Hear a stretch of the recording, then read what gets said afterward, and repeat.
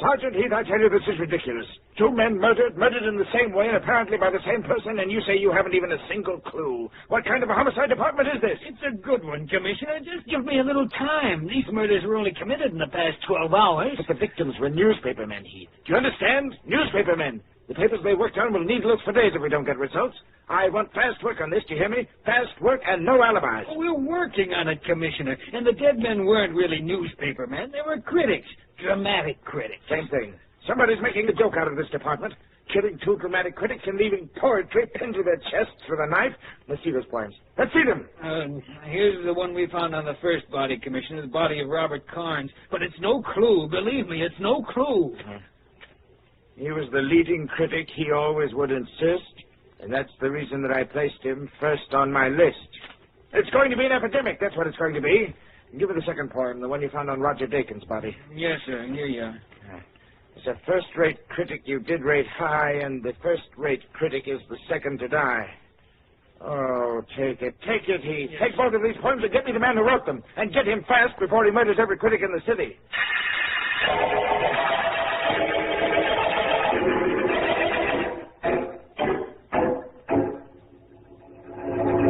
Are you busy, Mr. Markham?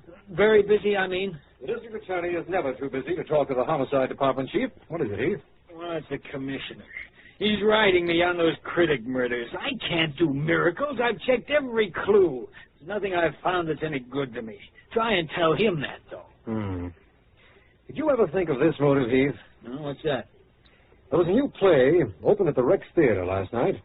Perhaps both of the critics were going to print bad notices. Perhaps somebody didn't want those. You can stop right there, D.A. I checked that the first thing. The notices both critics wrote were great. I'm stumped, D.A. I don't even know where to look for a killer. I see.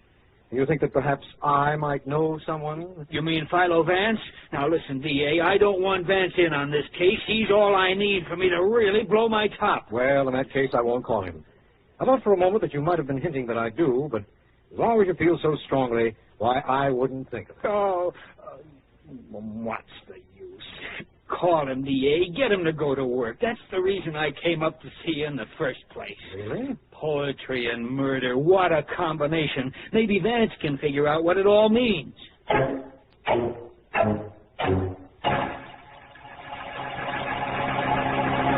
That's the story, Vance, all of it. Definitely interesting, isn't it? I suppose so. Let me see now. The first murdered critic was Robert Carnes. Carnes.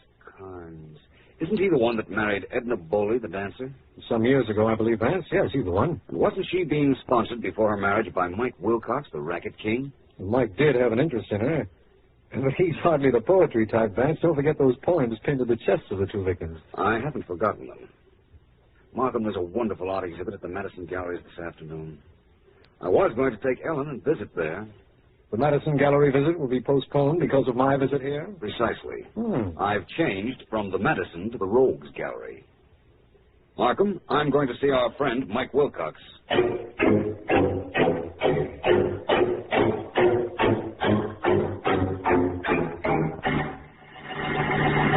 My maid said you wanted to speak to me. Yeah, lady. I'm Longfellow. I work for Mike Wilcox. He wants to see you. Mike sent you here? Why? Look, I don't ask the boss questions. I'm glad he got a job. Who else would hire a guy like me? 5 foot nothing on my tiptoes. And they call you Longfellow? Rather quaint, isn't it? Yeah, that's everybody's idea of a gag. Are we ready to go, lady? Yes, but I don't see what Mike can want with me. After all, my husband has just been killed. It wouldn't do either of us any good if I was seen with Mike. Lady, I don't know nothing about that. Mike says to bring you down, I'm going to bring you down. That's my way of keeping my job. Yeah, and my health.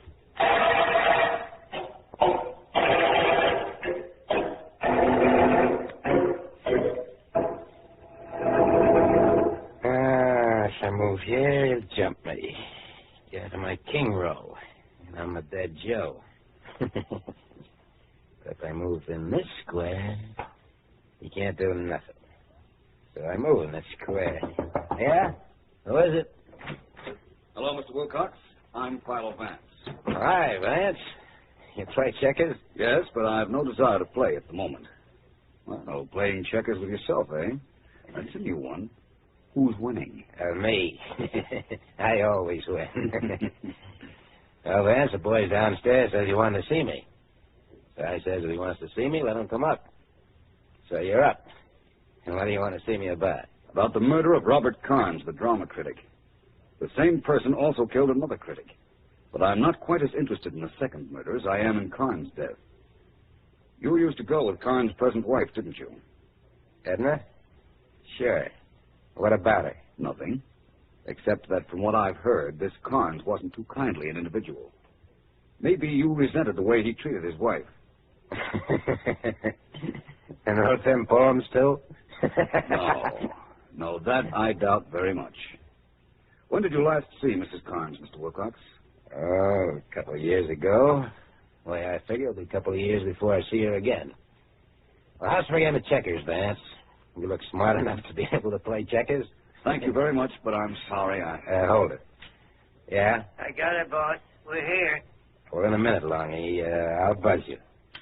There's nothing you can tell me about Robert Carnes' murder, Mr. Wilcox? Oh, no, not me. When I read about it, I says to myself, well, somebody must not like the critics, I said. Guess maybe that's so, huh? Maybe. Both of them wrote their last notices and their death notices at the same time. Maybe there's some connection between the two. There may be. I'm glad it ain't my business to find out. I got time for one game, Vance? Just one game? No, I think not. I'd better be moving along. Thanks, Wilcox. Maybe we'll meet again. Okay, Longy, you can bring her in now. All right, boss. Let's see. Suppose I do move here. I'm just going to jump me. And then knock up two of his guys like this. Not bad, not bad, not bad. Hello, Mike. Hello, beautiful. Come on in. Me too, boss? No, I don't want you, long fella. Only Mrs. Carnes. We got to talk about you. When I heard about your husband getting knocked off, I says to myself, that dirty rat figured to get it. I kept pretty good track how he was breaking you down. Beautiful, you need something? Dough, a mouthpiece? Anything at all? You think that I... Me, I ain't a thinking type, baby. I just got the same yen for you that I always had. And nobody's going to push you around. Ever. I don't need anything, Mike, but thanks. Thanks just the same. Mike, it wasn't you who had Robert. You didn't... Just, relax, baby. Relax. I'm not even interested in who knocked your husband off. So I'll make a deal with you, huh? You don't ask me any questions. I don't ask you none.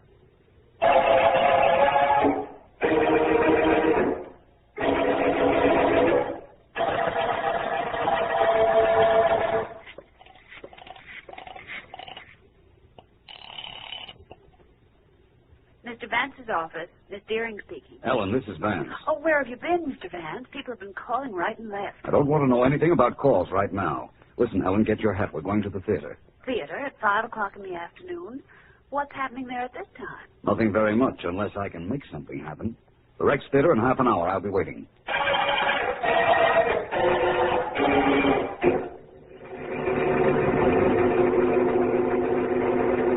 I don't mind going to a theater when nothing's on the stage, Vance. But must we wait in the lobby? And why did you bring me down here, please? Because this is as good a place as any to start working on those poetic murders. Oh? Let me think a moment. A new play opened here last night. Robert Carnes and the other critics were here, no question about that. Both of the murdered critics, Robert Carnes and Roger Dakins, left and wrote excellent reviews of the show. Well, that stops the suggestion I was going to make. Stops it just like that. If it were that simple, Ellen, Markham would never have called me in. I want to get a look at the seats the critics sat in. That might mean something. Hello there, Vance. Sibbleton. How are you, Sibbleton? Well, I hear you have a hit. It's the finest play I've ever produced. Trying to buy some tickets? Not at the moment. Miss Deering, may I present Mr. Sibbleton? How do you do, Oh, Mr. Sibley? Deering. Sibbleton, I'd like to go into the theater for a moment, if you don't mind. I don't mind, I guess, Vance. I just don't understand. I'm working on the murder of those two critics.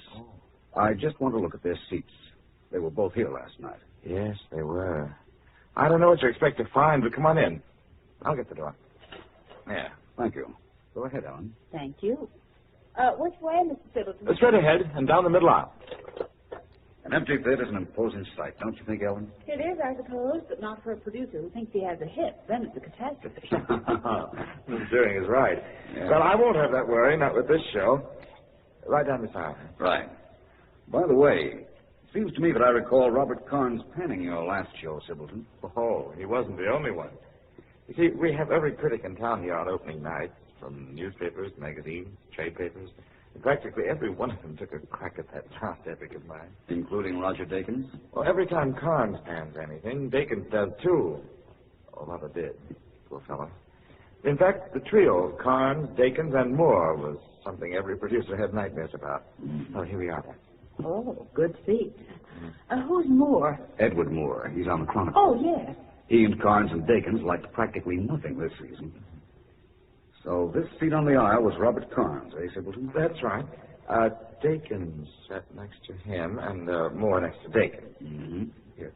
Are all the seats in these few rows reserved for the press on opening nights? Oh, all of them except the first 5 seats in row E. Those are mine for every performance. We call them house seats.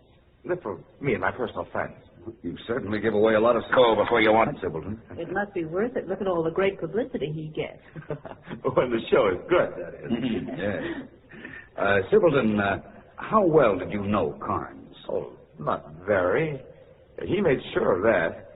He made it a rule never to socialize with producers. Claimed it might influence his judgment. Not bad reasoning.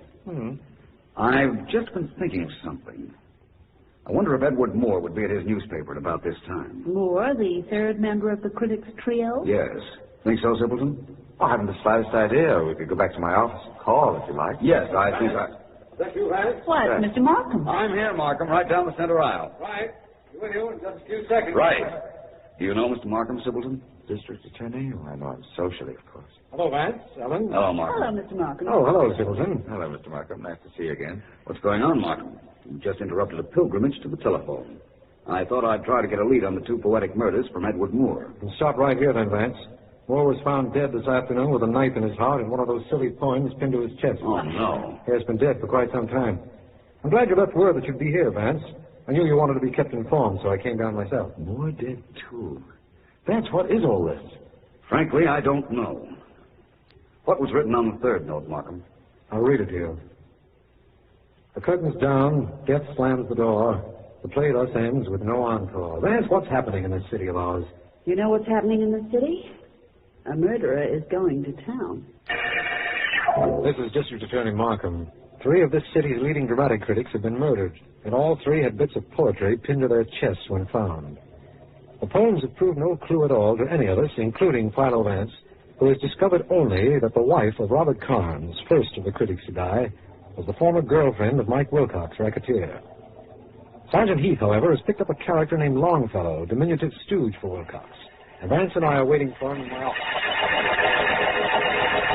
To be very practical about these murders, Markham, we're not doing very well. We might be doing wonderfully when Heath gets here. He's picked up that hired hand of Mike Wilcox's, you know. I hope he hasn't found the killer, Markham. Huh? Oh, not that I begrudge Heath the glory of tracking down our murderer. It's just that this is the first case I've worked on this long without even venting. I'd hate for it to turn out so simple after all that. I wouldn't hate it at all, Vance. With due respect to your great admiration for the unusual in crime, it's the ordinary criminal that makes the work of a district attorney easier. I know what you mean.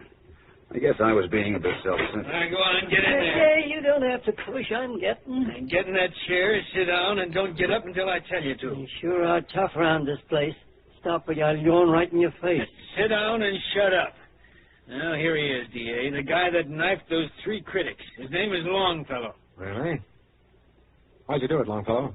This guy's slightly off the beam. I think he's living in a dream. Get this, D.A. He worked for Mike Wilcox. Everybody knows what a torch Mike was carrying for Edna Boley when she married Robert Carnes. Carnes was pretty tough on the gal. Everybody knows that, too. So Mike sent Longfellow to bunk Carnes. Really? Sure. Listen, D.A., they call this punk Longfellow. Everybody thinks they do that as a gag on account of he's so small. Only I find out they do it because he's spouting poetry all the time. Yes. Well, don't you get it? Spouting poetry. Those notes on the dead bodies. Poetry. This mug wanted everybody in the mob to know he knocked off Carnes and the other two, so he put poems on them. Simple. Listen to him rave. Hey, D, are you going to let this flat-foot pin a bum rap on me? I never killed nobody. I never used a knife in my life. That speaks well for your record, but very badly for your manners. Huh? Never mind Vance, Longfellow. I don't... Oh, leaving Vance? I'm afraid I must tear myself away. I have an appointment with a very charming young lady, Miss Edna Carnes. Maybe you have the murderer, Sergeant Heath. If so, you can keep him. But I have an appointment, and it's quite necessary that I keep it.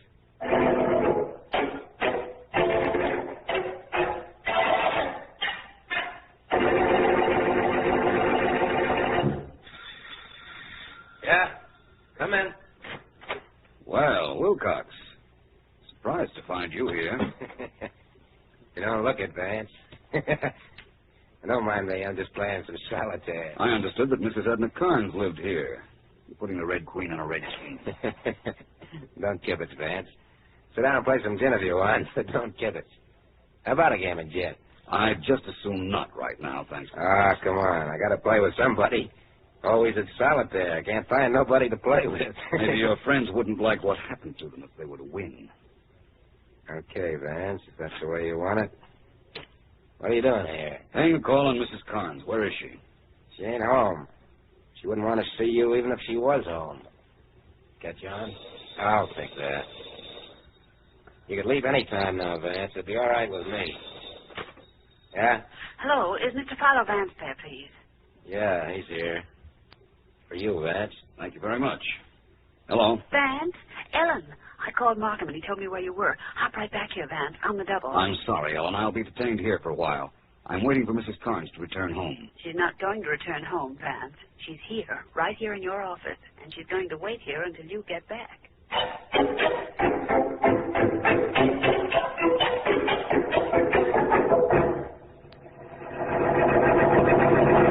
Go ahead, Mrs. Carnes. Tell me anything you think might help. Mr. Vance, has it bothered you at all that there were 2 other critics murdered right after my husband was killed? Quite a bit, Mrs. Carnes. Frankly, I haven't the slightest idea why. I have. My husband's best friends were Roger Dakins and Edward Moore. The night he was murdered, I found a note in the library reading, "If anything happens to me, Roger or Edward will know who did it." And you destroyed that note? Yes. I didn't want the police to question them. The murderer did me a favor, Mr. Vance. You don't know what a life I've led with my husband. He was impossible, completely impossible. If he hadn't threatened me, I'd have left him years ago. I see. Well, this is very interesting, Mrs. Carnes. Your husband probably told his murderer that it would do him no good to kill him because his 2 friends would go to the police. There was nothing for the killer to do then but wipe out Dakins and Moore. I know that now. Well, Mrs. Carnes, your actions have certainly confused us. I understood the pleasant front your husband put up in public was just a mask, but Everything about him was either cruel or false, from the name Robert Carnes to the brilliant words he let drop carelessly, even though he'd spent half the night thinking them up. Oh, I couldn't stand him. I just couldn't. I was thinking that when I made the appointment to see you. I thought maybe you'd killed him. Me? But I came down here to tell you all this. Doesn't that clear me?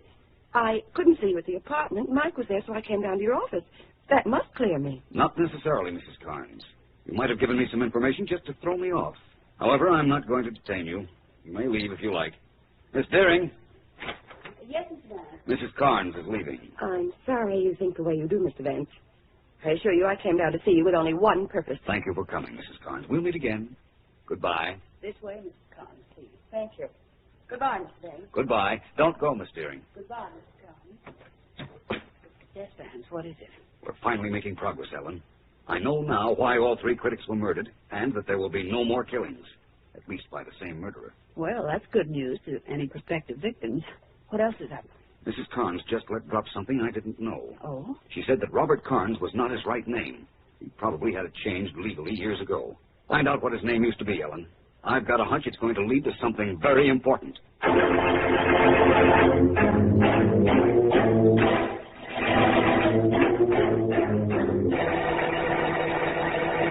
You don't mind my dropping into your office at this time, do you, Mr. Silverton? Not at all, Vance. I'm glad to be of service. You want to see the show tonight? I can let you have my house seats. Some other time, perhaps, but not tonight, Mr. Silverton. Right. You told me you didn't know Roger Carnes socially. That's right, I didn't. Well, this is very strange, then. You have an odd name, Sibbleton. Very unusual. I suppose that's right. My secretary found out that Roger Carnes' real name was Sibbleton. Was he a relation? My brother. Older brother. Well, I never talked about that. He was nobody to be proud of. So I've heard from a number of sources. What did he have on you, Mr. Sibbleton? What? Must have been something very important for you to have killed him to keep him quiet. You think I killed him? Not exactly. I know you did. You see these 2 tickets for your theater, Mr. Sibbleton? They were dropped at the scene of your brother's murder. And they prove I killed him? Oh, now that... Oh, but they do. You see, these tickets are house seats. Your house seats. The ones that are reserved for you. You told me about them in the theater yesterday, remember? First 5 seats in row E. That's what these are for. Let me have them. There's a gun in that drawer, I presume. Not anymore, there isn't. It's in my hand. I'm sorry about this, Vance. I liked you. Well enough to put that gun away? Hardly. No, I don't blame you. Self-preservation is still the primary law of human motivation. By the way, I know why you killed Dakins and Moore. But why did you kill your brother? Why did Cain kill Abel? My brother and I had an argument. A terrible argument. He was about to write a magazine article telling a lot of things about me that are best forgotten. They happened years ago, before we came to this country. Robert called me up to talk me about it, and I warned him not to write it. That's another form of self-preservation. I rather thought it was something like that. Your poetry idea was very brilliant, Sibbleton. You knew about Mike Wilcox and your brother's wife, didn't you? Of course. Everybody knew that. You also knew Wilcox had a little accomplice with a rather odd name of Longfellow, who on occasion was addicted to poetry. You thought the police would go to Wilcox and look no further than his hireling Longfellow. You know I've got to kill you, Vance. Kill you now. No poetry? No poetry. I'm sorry. I rather relished the wedding of the muse and murder.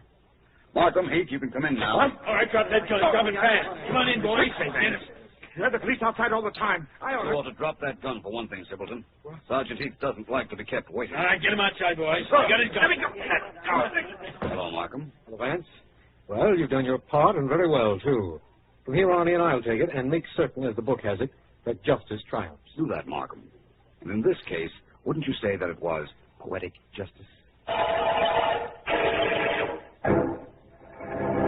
Well, Vance, since you've wound up the poetic murder case, don't you think we ought to close up shop for the day? Not especially, Ellen. You know, there still is the possibility that Markham might call. At this hour?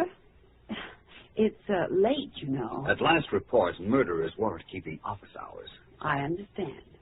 The only thing I don't understand is how a murderer as clever as this Silverton could have been careless enough to drop a pair of theater tickets at the scene of the first murder. Oh, he didn't drop any tickets. Well, you told me that's how he started talking. I told him I found the tickets, Ellen. In fact, I even waved a couple of tickets in front of his face. Only they were opera tickets that I'd gotten for us for next week. Why, Vance, you and the truth are becoming slight strangers of late. When you're trying to trap a murderer, Ellen, any means is fair, in my opinion. By the way, I've just composed a little couplet. Like to hear it? Definitely. Very well, then. The last chapter's written. The last words, my friend, are the poetic murder case is over. We've come to the end.